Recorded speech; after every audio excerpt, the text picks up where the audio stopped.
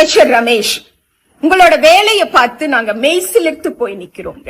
இவ்வளவு வேகமா, இவ்வளவு புத்திசாலித்தனமா, இவ்வளவு விவேகமா பணியாற்றக்கூடிய ஒரு அமைச்சரை சபாஷ் அப்படின்னு சொல்லி கை தட்டுறோங்க.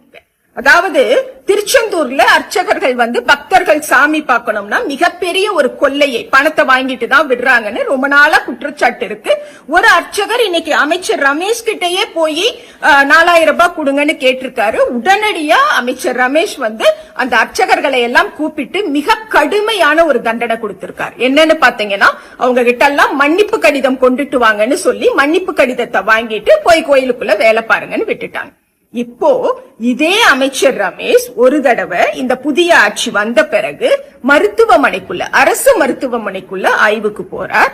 அங்க ஒரு வயதான பெரியவர் சக்கர நாற்காலியில வீல் சேர்ஸ்ல உட்கார வச்சு பேஷண்ட்ஸ ஸ்கேன் சென்டருக்கோ இல்ல வார்டுக்கோ இல்ல வெளியில கொண்டு போய் விடுற வேலையை செய்யும் பொழுது 10 ரூபாய் பணம் வாங்கியிருக்கார். இது எவ்வளவு பெரிய லஞ்ச குற்றச்சாட்டு தெரியுமா?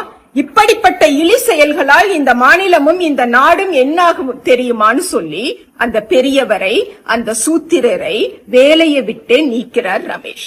இப்ப புரியுதுங்களா? சனாதானம் இந்த மாநிலத்தில், இந்த மண்ணில், இந்த நாட்டில், இந்த உலகத்தில் எதை நிகழ்த்தும், எதை செய்யும் அப்படின்னு நாங்க தொடர்ந்து சொல்றோம் இல்லைங்களா? இப்படிதான் செய்யும்.